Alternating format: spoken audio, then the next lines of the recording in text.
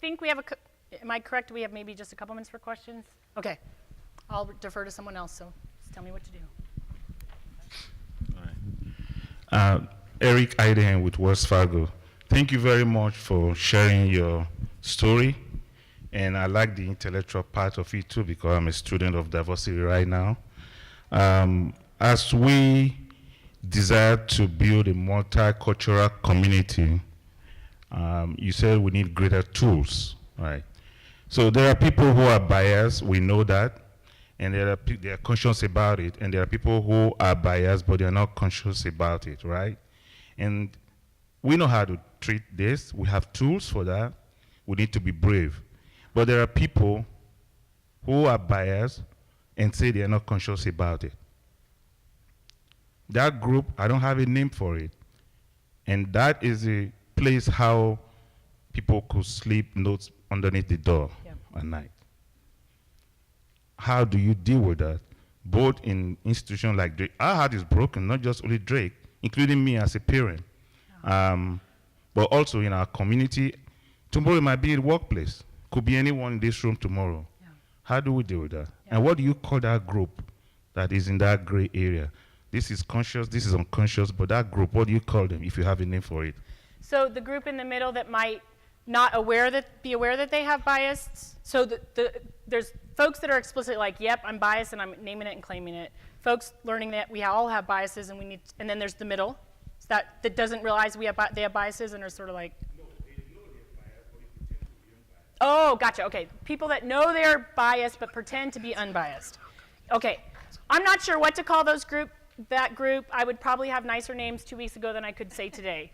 So I won't do that. But I think what we do is related to actually lots of the things I heard this morning. And we think about it organizationally as what kind of environment are we creating in an organization?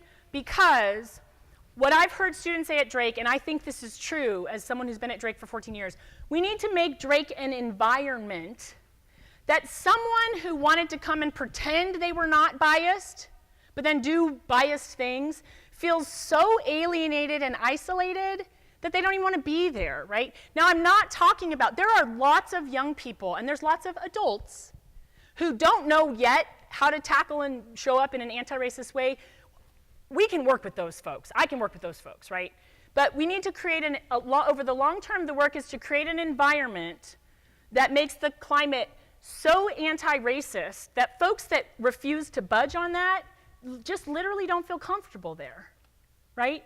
I don't want faculty to be comfortable teaching at Drake if they feel unequipped to meet the needs of students of color. And so it's longitudinal work, I think, and we need to think about it as environment. And I think that's a lot of what I heard this morning is about that.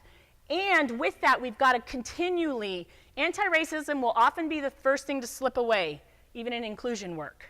And so we have to continually return to racial justice and anti-racism as the framework out of which we figure out how do we measure in 5 years, in 10 years, the concrete things we're doing today to create an environment that is literally hostile to racism, and thus inviting and inclusive for all of us to show up with our full selves. That's the only way that I know to do it. And part of it means when negativity and racism happens, we have to be on it and public and loud about it, so those folks are like, oh, I don't know what that young person is thinking who put the notes in, but I'm sure they're like, oh my gosh, they're painting the street black? Or they're like, oh yeah, whatever, and I don't know what's going on in their mind, but I know that it matters that they feel like they can't do that in public. That matters, that they're having to be anonymous about it. Because the environment at least isn't going to tolerate that. We need to do more. But I think we need to think about it long term, which means every day we've got to do something. Every single day. Part of the response that students have mobilized this week is because folks have, for years, including alumni in this room, worked to create a climate change at Drake. Just as hard as students this last week worked, but the climate has been shifted enough that that critical mass President Martin talked about is there. So we have to commit to it every day in all the different parts of our organizations, anti-racist frameworks everywhere. Okay. Hey, Dr. Harvey, how's it going? It's good to see you. You too. So this is hard and oftentimes uncomfortable work. And so it takes a lot to put on an event like this, or to have an employer that values this work. But as you know, there's lots and lots of parents and lots of people out there. And so I'm wondering, for an average American citizen, what kind of self-help tools do you see out there for regular people that might not have this opportunity but feel this work is important, or after attending something like this, think this work is important? Yeah. Where would someone start, and what tools are out there that you'd recommend? Awesome. Thank you for that question. So it's really, there's amazing multiracial organizations doing anti-racist work that you can really easily access if you have access to the internet. So for example, there's incredible parenting forums. Those of us that are adults, if we have children in our lives, or we're trying to figure out how we showed up this way, given what we experienced developmentally growing up, embracerace.org and Raising Race Conscious Children, like convene, it's free, a lot of it's free, amazing work that folks are doing in that world to think about how you cultivate anti-racist identity.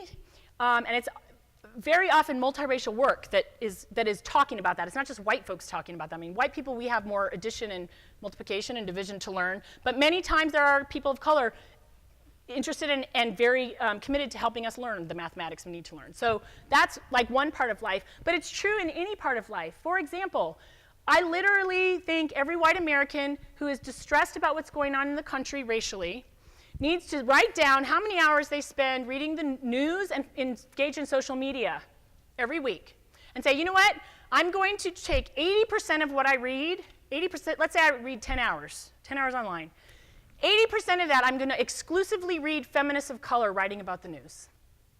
Exclusively follow feminist activists, scholars of color, and you're still going to get the news.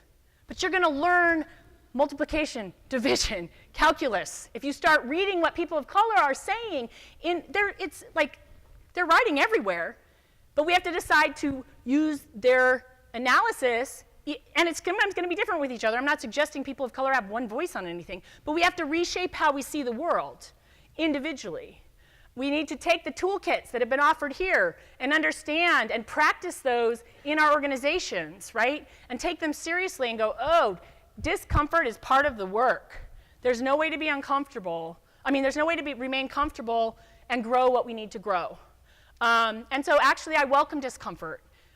It needs to be enough that we meet folks so they can feel uncomfortable and then see where to put their foot next. I don't believe in pushing people off a cliff, but it's very easy to access forums online, toolkits like you all are creating.